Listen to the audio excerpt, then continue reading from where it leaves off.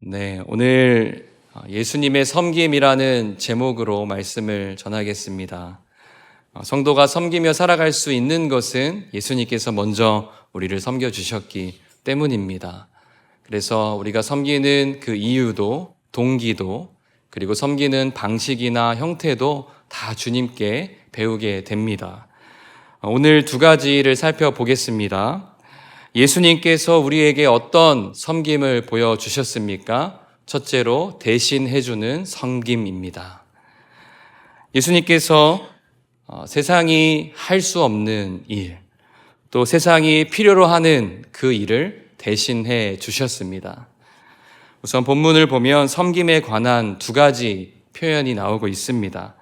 섬기다와 대속물입니다. 45절 말씀에 인자가 온 것은 섬김을 받으려 함이 아니라 도리어 섬기려 하고 자기 목숨을 많은 사람의 대속물로 주려 함이니라 하셨습니다.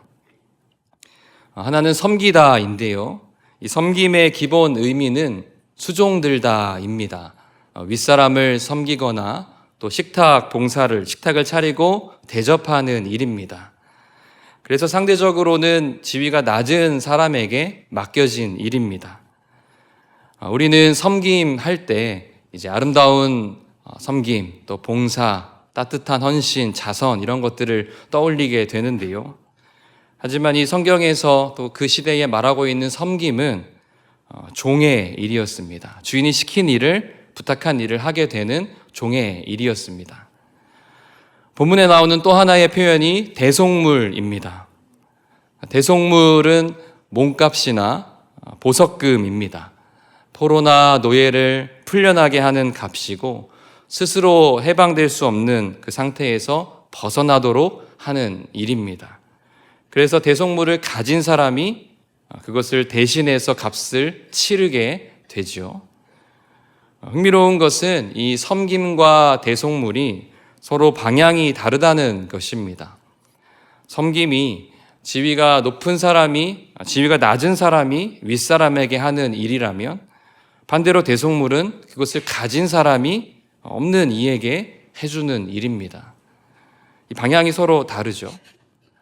예수님께서 이 둘을 합치셨습니다.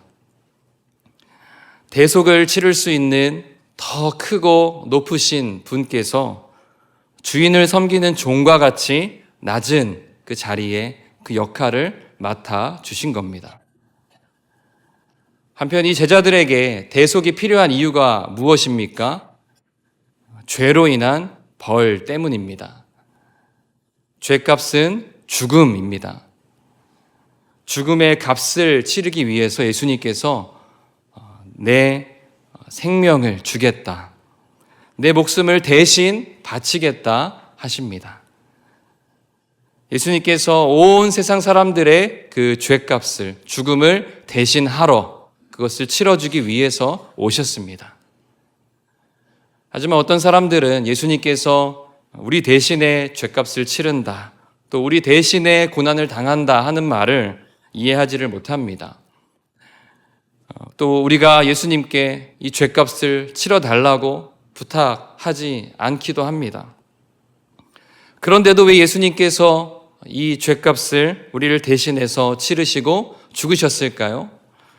그것은 바로 그 죄값을 치르는 일이 우리에게 너무나 필요한 일인데 그럼에도 그것을 해결할 길이, 다른 방법이 없기 때문입니다. 죄값을 치를 수 없는 그 인간의 형편을 주님께서 보실 때 주님의 그 마음이 아프고 안타까우셨습니다. 디도서 2장 14절 말씀 같이 한번 읽겠습니다.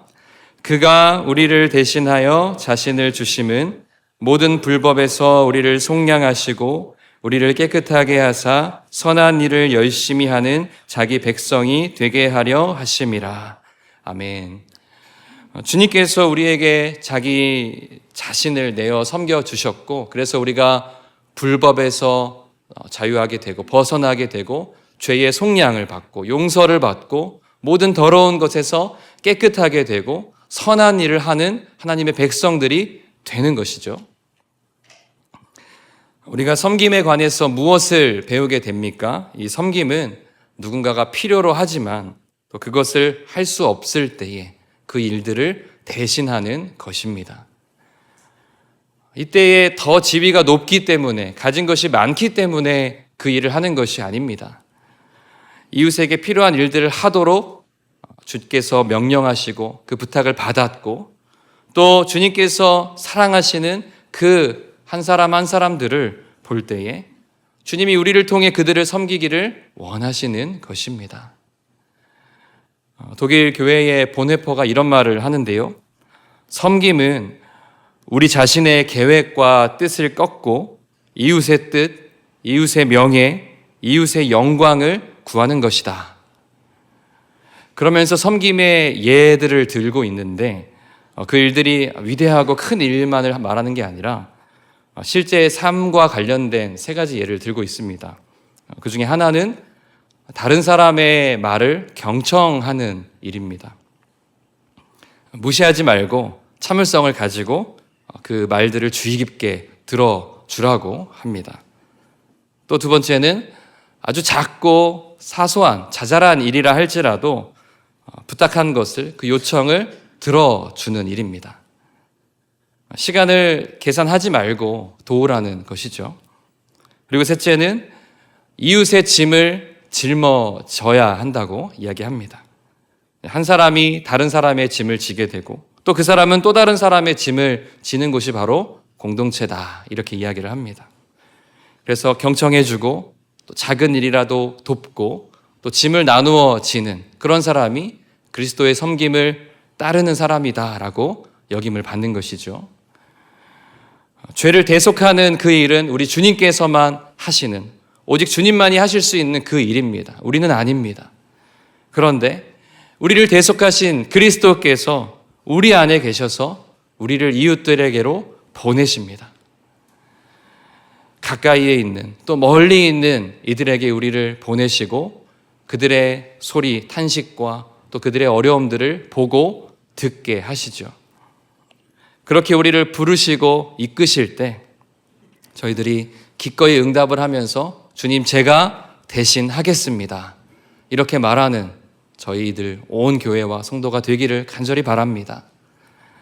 대신하는 섬김을 살펴보았습니다. 다음으로 예수님께서 우리에게 어떤 섬김을 보여주셨습니까? 둘째로 대가 없는 섬김입니다. 45절 말씀에 예수님께서 주는 것에 관해서 말씀하십니다. 한 번 더 우리 읽어보겠습니다.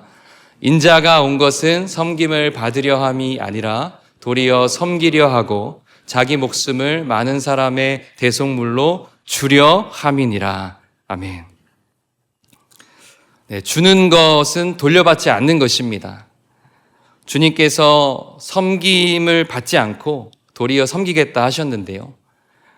받지 않고 돌려주겠다, 내가 주겠다. 우리 인간 사회의 관계는 주고받는 것, 또 상호에 서로 맺는 관계가 가장 기본적인 원칙이고 그것이 좋은 일입니다. 하지만 예수님께서 그저 주시고 또 돌려받지 않으십니다. 더욱이 주님께서 주시는 것은 되돌려 받을 수 없는 것이기도 합니다. 바로 주님의 생명입니다. 그래서 본문에 이 주다라는 말에 희생의 의미가 아주 강하게 담겨 있습니다. 이 본문이 예수님께서 십자가와 부활을 세 번째로 이르신 말씀 중에 있는데요. 골고다의 십자가 사건은 다시 되돌이킬 수 없는 사건이기도 하고 또 십자가의 죽음, 또 그 사건을 무엇으로도 갚을 수가 없습니다. 유일무이하고 또 대체할 수 없는 그 사건, 그 주님의 생명을 주신 일이죠. 예수님께서 제자들과 또 온 세상의 많은 사람들에게 결코 돌려받지 못할 가장 귀하고 값진 그분의 생명을 값없이 주신 일입니다.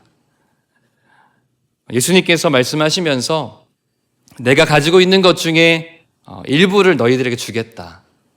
혹은 내가 이것을 잠시 빌려주겠다.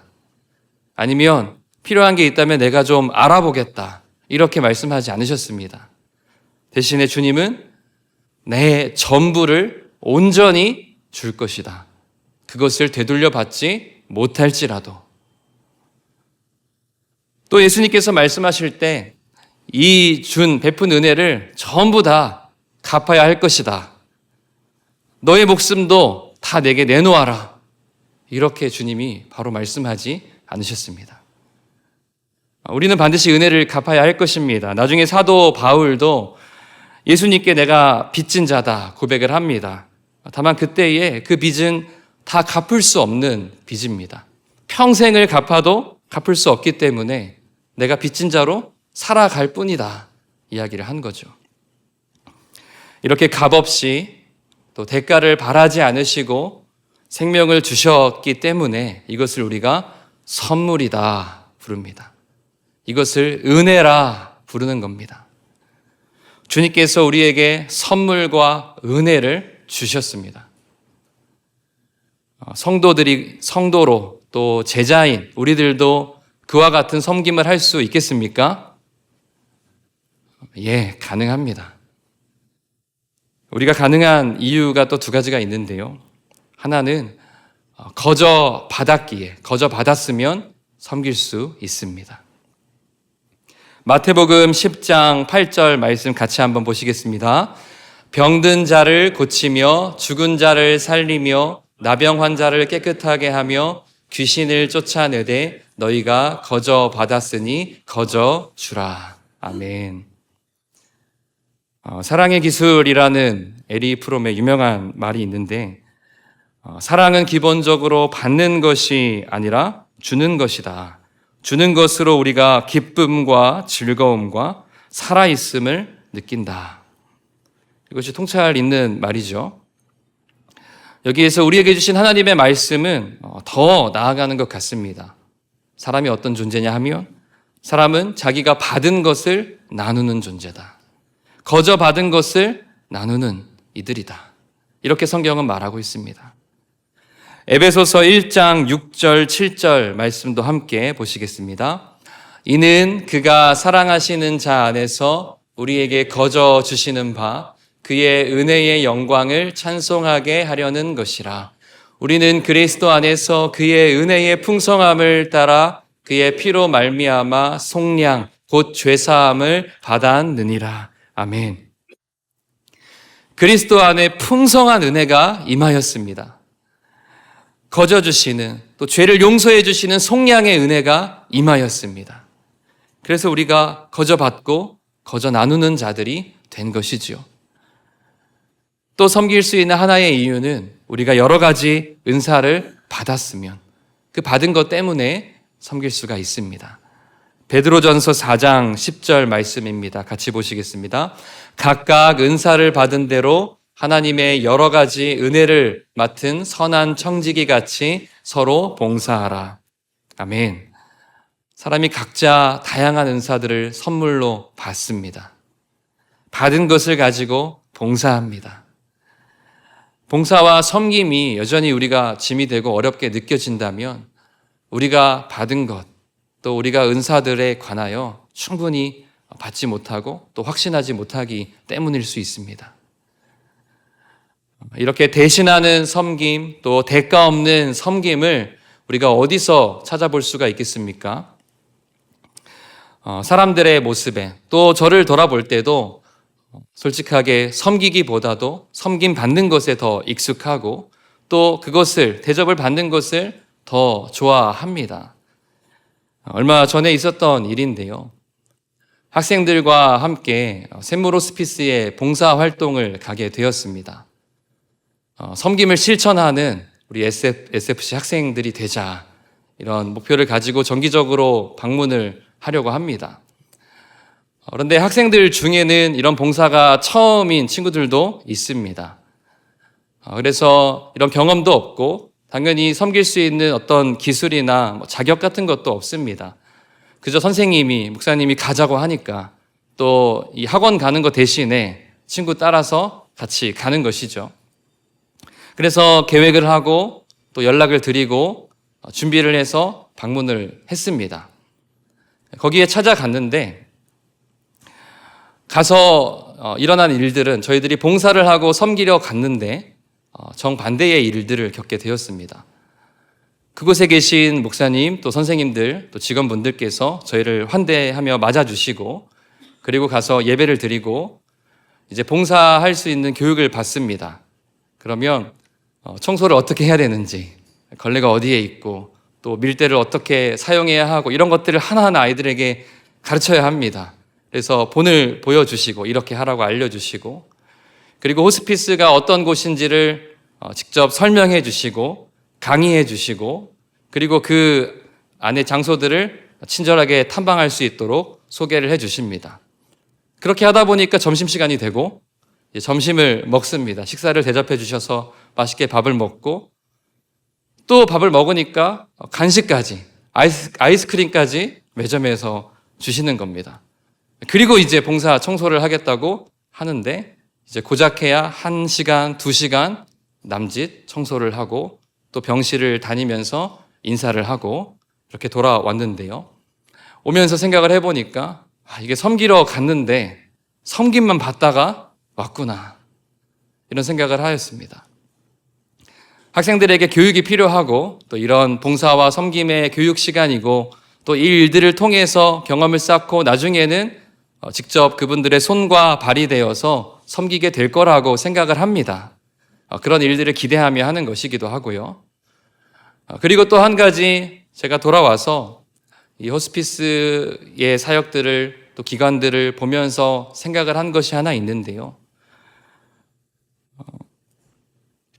그곳에 갔을 때 거기에 대가 없이 또 대신하는 그 섬김으로 섬기는 분들도 보게 되었고, 무엇보다 한 가지는 그 기관이 그 자체로 주는 메시지가 있었습니다. 이웃을 위해서 우리가, 또 지역사회와 국가가 해야 하는 그런 돌봄의 책임들을 거기에서 대신 해주고 있는 것입니다. 그래서 이렇게 방문하는 사람들이나 봉사자들에게도 그 섬김의 모습들을 또 보여주게 되고, 왜 그런 일들을 해야 하는지를 생각하게도 하는 것이죠. 또 거기에 입원하신 분들을 뵙게 될 때에 그들이 연약해진 육체 때문에 약자라서 돌봄을 받는 것이 아니고 마땅히 존중과 섬김을 받아야 되는 하나의 인격적인 존재로서, 한 사람으로서 거기에 계신 것도 알게 됩니다. 가족과 이웃을 사랑하고 돌보고 섬기는 그런 의무들이, 책임들이 다 우리에게 주어져 있는데 그 기관이 그런 일들을 대신하고 또 맡아서 하고 있는 것이죠. 어떤 경우에 사람들은 자신을 위해서 섬기기도 합니다. 학생들의 경우에도, 또 저희들도 어떤 봉사의 시간들을 쌓기 위해서, 또 그것을 기록하여서 조금이라도 더 보탬이 되기 위해서, 어떤 기록을 남기기 위해서 할 때도 있습니다. 예수님께서 자기의 덕을 쌓고 또 그것을 의지하고 또 자랑하는 일을 굉장히 경고하셨습니다.